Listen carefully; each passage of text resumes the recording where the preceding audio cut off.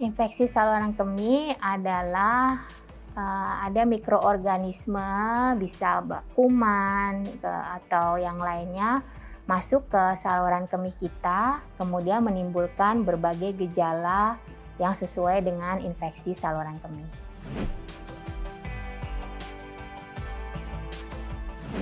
Nah, penyebabnya yang paling sering pertama, kurang minum, kurang cairan. Jadi dalam sehari kita harusnya mengkonsumsi paling tidak 2 liter ya, 2 liter air putih sehari.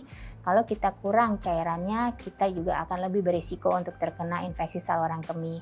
Selain itu, kebiasaan lain yang juga sering dihubungkan dengan infeksi adalah kebiasaan menahan kencing. Kalau kita mungkin sedang bekerja atau sedang menonton atau beraktivitas kemudian menahan, biasanya itu kemudian terjadilah gejala-gejala infeksi saluran kemih. Selain itu juga kelainan anatomi dan kelainan fungsi dari saluran kemih juga merupakan faktor risiko dari infeksi. Seperti misalnya ada batu di saluran kemih, ada tumor di saluran kemih, atau misalnya pembesaran prostat di mana kencing itu susah habisnya setiap kali kita berkemih. Nah, itu merupakan salah satu penyebab juga.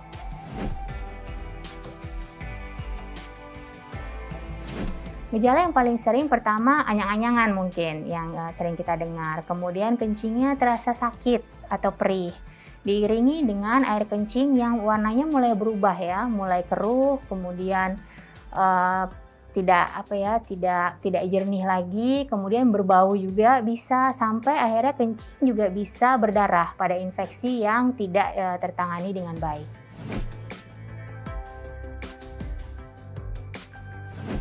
Ya, jadi air kencing yang memang sudah mengisi kandung kemih kita sehingga kandung kemih kita itu penuh, itu memang sudah saatnya dikeluarkan ya. Bayangkan kalau kita air mengalir, itu kuman-kuman atau apapun mikroorganisme susah untuk masuk kemudian tumbuh dan berkembang. Tapi kalau air itu menggenang, dibiarkan menggenang terlalu lama, kuman-kuman gampang masuk kemudian tumbuh dan berkembang biak. Jadi diusahakan kalau memang sudah waktunya kencing, segeralah untuk berkemih, tidak ditahan lagi.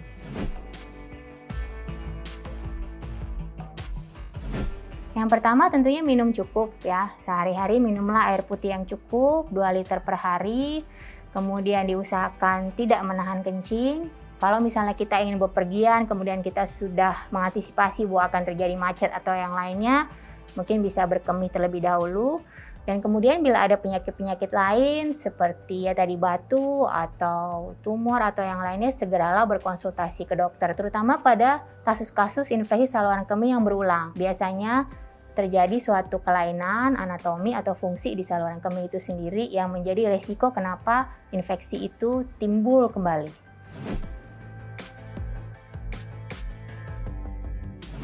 Pengobatan yang pertama tentunya ya kita mencari pertolongan ke dokter, kemudian dokter akan melakukan wawancara ya, kemudian pemeriksaan fisik dan pemeriksaan lab. Yang paling sederhana adalah pemeriksaan urinalisis, diperiksa apakah betul ada tanda-tanda infeksi dan apakah jenis kuman, sampai jenis kumannya bisa diperiksa.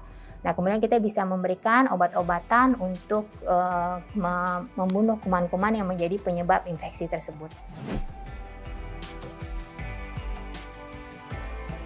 Justru kalau aliran kencing terlalu deras, malah kita sebenarnya senang ya, karena kandung kemih kita berarti bisa kosong dengan bagus. Karena normalnya setelah kita berkemih harusnya sisa kencing itu habis, tidak boleh ada sisa. Tetapi pada aliran kencing yang terhambat, seperti misalnya pada kasus pembesaran prostat jinak atau pada perempuan mungkin ada turun peranakan atau turun organ panggul, itu aliran kencing justru terhambat sehingga sisa urin di dalam kandung kemih itu tidak pernah habis atau banyak. Nah, disitulah air mengenang dan akhirnya menjadi faktor resiko untuk terjadinya infeksi. Untuk infeksi saluran kemih ini memang lebih sering terjadi pada perempuan, karena perempuan satu, uretra atau saluran kencing yang mengeluarkan kencing itu lebih pendek, sehingga kuman-kuman yang berada di sekitar anus itu lebih mudah untuk masuk ke dalam kandung kemih dibandingkan laki-laki yang saluran kemihnya itu panjang. Dan kedua, letak dari muara saluran kencing perempuan itu lebih dekat dengan anus atau lubang dubur sehingga kuman-kuman tersebut juga gampang naik. Dari urinalisis kita bisa melihat beberapa hal yang kemudian mengarahkan seorang dokter untuk berkesimpulan bahwa seseorang menderita infeksi saluran kemih. Yang pertama adalah sel darah putih yang meningkat di urin. Kemudian sel darah merah juga bisa ikut meningkat, kemudian adanya bakteri di situ juga bisa terdeteksi, dan juga penanda-penanda lain seperti nitrit dan leukosit estrase yang juga bisa menjadi panduan dokter untuk melihat ada atau tidaknya infeksi. Demikian penjelasan mengenai infeksi saluran kemih bersama saya, Profesor Dr. Harina Erlianti Raharjo. Sampai jumpa pada episode berikutnya.